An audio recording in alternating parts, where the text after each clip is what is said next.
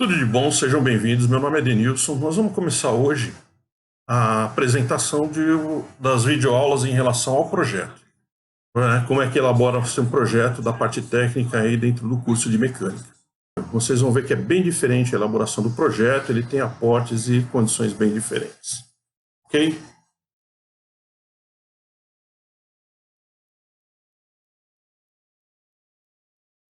Vamos começar essa videoaula, descrevendo primeiro, nessa primeira parte dessa videoaula, a escolha do projeto. O projeto ele deve pensar na área, na área tecnológica que você está estudando, e ele deve procurar contemplar o máximo possível de disciplinas, né? Ele não pode ser um projeto basicamente de outra área tecnológica ou com outra, e que tangencie seu aprendizado tecnológico. Ele tem, por isso, a função de aprofundar e mostrar a aplicação desses conhecimentos que você está obtendo. Pensar em resolver o problema, né? Ele tem que estar pensando no problema que ele vai resolver e como isso é solucionado por essa aplicação do eixo tecnológico. Contextualização na sociedade. Qual o contexto, né? Onde ele se aplica,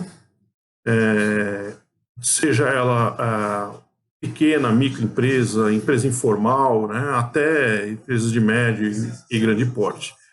Como é ensino médio, nós devemos ter projetos mais simples e, consequentemente, a gente pode estar falando mais de microempresas e pessoas na informalidade, de maneira que a gente consiga fazer a inserção melhor delas no mercado.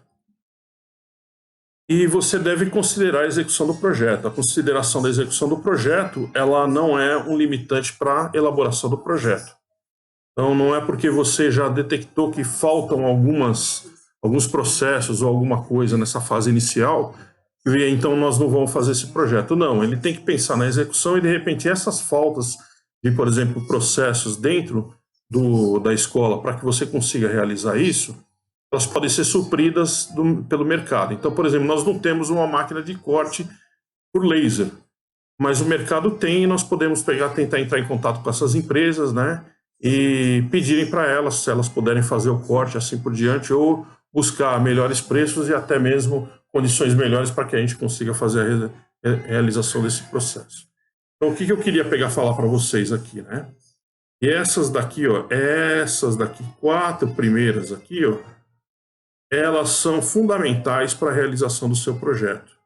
E essa última aqui embaixo, ela não é limitante para a execução do seu projeto. Então, você vai ter ela também como um target para ser alcançado, né? Um objetivo para ser alcançado, que pode não ser exatamente, está descrito, eu vou descrever daqui a pouco como você escrever esse projeto. Então, ele pode inicialmente não estar escrito como objetivo, pode não vir a ser dado como objetivo, porque lá na frente só que você verificou que ele poderia ser executado. E aí, se lá na frente ele é executado, ele pode voltar lá e redigir os objetivos, execução do protótipo e assim por diante. Ok? Então é bem importante vocês pensarem bem no projeto e principalmente esses três primeiros, eles estarem atingindo nesse primeiro momento onde vocês começam a pensar ele. Etapa 2. A etapa 2, ela começa em conhecer a estrutura do projeto, né? Esse conhecer a estrutura é conhecer como você vai escrever ele. Então, você vai escrever você vai gerar ali um documento, e esse documento você precisa começar a entender como é que é essa estrutura que você vai começar a fazer. Então, primeira parte, tem um título.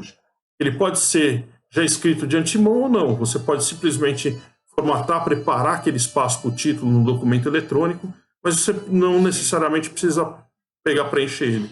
Se você tiver uma ideia, preencha agora. Não quer dizer também que ele não seja possível você melhorar. Aliás, todas as partes do processo da escrita, elas podem ser melhoradas a qualquer tempo. Então, aí você não precisa, nesse primeiro momento, tá com tudo definido, ou se você também já tiver uma ideia, já escrever para você se situar, pode depois refinar esse título aí. Introdução e contextualização, né? A introdução é a contextualização do trabalho. Então, aquilo que eu peguei e falei lá, o projeto tem que estar na área, tal, você vai ter que fazer a descrição, né, de maneira que contextualize ele para que a pessoa entenda o problema. Então, ela precisa primeiro entender o que é esse projeto. Depois, qual o objetivo que ele vai atingir e as justificativas. Eu vou parar agora aqui, ó, vou circundar esses três aqui, ó. Tá vendo? Circundar esses três aqui, por quê? Porque eles estão interligados. Eles, na verdade, às vezes não são muito extensos, o objetivo e a justificativa. Eles podem ser menos extensos, podem ocupar uma descrição menor. Então, às vezes, é normal que se constitua todos os três no mesmo capítulo. Você dá lá um capítulo introdução, capítulo 1, introdução. 1.1, objetivo, 1.2, justificativa. E eles também podem se alternar. Isso daí vai de acordo com a orientação dos professores. Revisão bibliográfica contempla aquela pesquisa inicial que você também deve salvar, tudo aquilo que é interesse do projeto, você tem que saber como salvar, salva ele organizadamente, monta um diretório, mantém a informação bem ordenada, se for o caso, registra os dias, né? Cria um diretório do dia que você pesquisou aquilo ali, você tem que manter o registro dos sites, do dia e hora que você acessou, isso é importante. Os papers, os artigos, as publicações, elas, na verdade, ela tem uma outra citação que vai ser na bibliografia, mas principalmente aquilo que você conseguiu da página da internet. Tudo aquilo que você escrever com as suas palavras, você escreve normalmente no texto. Se você copiar por muita necessidade, você tiver a necessidade de copiar na íntegra um parágrafo de alguém que escreveu, ele tem uma citação própria, uma formatação própria de letra, para deixar bem claro que aquelas palavras não são suas. Mesmo que você tenha lido um artigo e descrito com as suas palavras, né, nessa revisão bibliográfica, é importante que você faça a citação de quem passou aquela informação para você, ou de quem escreveu a respeito daquilo.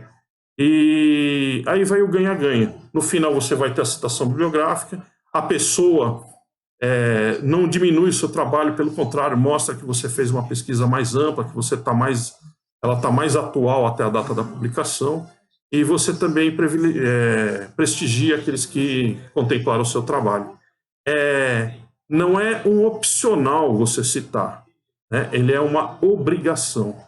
Né? Você tem por obrigação, até para que você não seja acusado de ter plagiado. Então, se você copiou, aquilo foi baseado para alguém, você tem que ter a maneira certa de citar. Métodos e materiais envolvidos no processo, quais os métodos, cálculos, materiais que você vai utilizar para esse processo. Projeto, como é que é a descrição do projeto em si, né? Os detalhes deles, se você tem ali um desenho, passa o desenho em AutoCAD, não coloca todas as vistas aqui, ele vai para uma parte em anexo, fica depois da bibliografia, eu não citei aqui, mas ela pode conter um item 11 aí, seria anexos ali. Normalmente desenhos em perspectivas, em conjunto, em perspectiva ou explodida, é o que melhor funciona quando a gente produz aqui. Vale também você utilizar figuras que você tenha retirado de alguma página, algum texto da internet, mas lembre-se sempre de fazer as citações também das figuras. Resultados obtidos, quais os resultados que você obteve, melhorias e tudo mais que você vai fazer, né? Se você realizou o protótipo, o que o protótipo te apresentou de melhorias a serem apresentadas, você pode colocar aqui também nos resultados, né? Pode abrir até um item, por exemplo, aqui no caso nós estamos no item 8, vamos dizer que o item 8 seja o capítulo 8, você vai abrir o capítulo 8, ponto qualquer coisa, ponto 1, ponto 2, dependendo de como você organizar esse capítulo, e você vai colocar lá melhorias futuras do protótipo. Se der tempo, seria interessante também a avaliação de construção dele, né? O processo de construção dele, como foi feito manualmente, as descrições das etapas, tempo e tudo mais, até para vocês aprofundarem mais tempos e métodos em relação ao eixo da mecânica. Mas ele pode também aí descrever um outro processo alternativo para entrar em produção em escala. E aí ficaria um projeto muito completo, né? Uma coisa muito bacana aí que, consequentemente, iria impulsionar muito vocês. Conclusão, né? O que você conclui, se é bom, não é bom, se é ruim, não é ruim, né? E a bibliografia que vai, de acordo com a citação ali, vai ser passada por vocês, do professor de metodologia. Vamos para algumas considerações. Você tem que pesquisar antes de escrever, para não escrever besteira, né? Não é necessário definir o título de imediato. Já falei também, pode ser definido posteriormente ou então refinado, assim como todas as partes. Você deve definir os objetivos, né? Isso daí tem que vir lá, porque senão você não vai conseguir fazer isso. Tem que diferentes partes não são constantemente refeitas ou melhoradas. Você está lá escrevendo, começou a escrever, começou a pegar a parte de dados obtidos, né, resultados lá, e aí você verificou que poderia ser melhor definido, apareceu um objetivo a mais, né? Tinha um processo a mais, tinha um objetivo a mais, aprendimento, vamos dizer assim, empreendimento, ou aprender, por exemplo, simulação computacional. Você lá utilizou o programa de desenho, ele tinha uma ferramenta de simulação computacional, você conseguiu aplicar ela na mecânica dos sólidos, né? Isso daí você aprendeu, utilizou lá, poderia depois colocar como objetivos secundários, né? Aprender a simulação computacional ou os princípios de conceito de simulação computacional. Definição das partes, né, e a formatação serão adequados pelo professor orientador de metodologia científica e da disciplina. O trabalho não é um relatório, então você tem que pensar em quem está lendo, e por isso várias revisões e a persistência, né, são demandadas ali, né? Você vai ter que se dedicar nesse trabalho. Não obstante, eu tenho que ler e reescrever o trabalho aí algumas vezes, não uma nem duas, mas 5, 6, 7, 8, até fartar o texto e não conseguir enxergar mais melhoria nele. Aí você passa para outra pessoa, a outra pessoa vai ver, verifica se ela consegue entender bem o texto, se ela consegue falar com você, se você consegue conversar com ela a respeito do conteúdo e você vê que ela entendeu, mesmo que ela não tenha o domínio daquela tecnologia. Então, uma pessoa que não tem o domínio da tecnologia, não é do eixo da mecânica, mas conseguir ler o seu trabalho, entender o seu trabalho, mostra que você teve um bom desenvolvimento de escrita, um bom ritmo de texto, não saturou. Como é que é? Pergunta para ela, você ficou cansado ou não com o meu texto? Porque aí também vai ajudando você a refinar, olha, como é que foi, como é que não foi, e assim por diante. O professor conduzirá o processo, né? E o orientador fará a orientação. Então, o professor vai conduzir o processo, seja ele por metodologia, seja da disciplina, e o orientador vai te orientar o que você pode fazer melhor ou não do seu trabalho. Porém, vocês têm que lembrar que o trabalho é de vocês. Vocês estão lá fazendo um trabalho que é seu. Eu termino por aqui. Na próxima videoaula eu vou estar iniciando, mostrando o processo inicial com uma pesquisa e como iniciar esse trabalho. Ok? Tudo de bom, fica por aí e a gente vai se falando.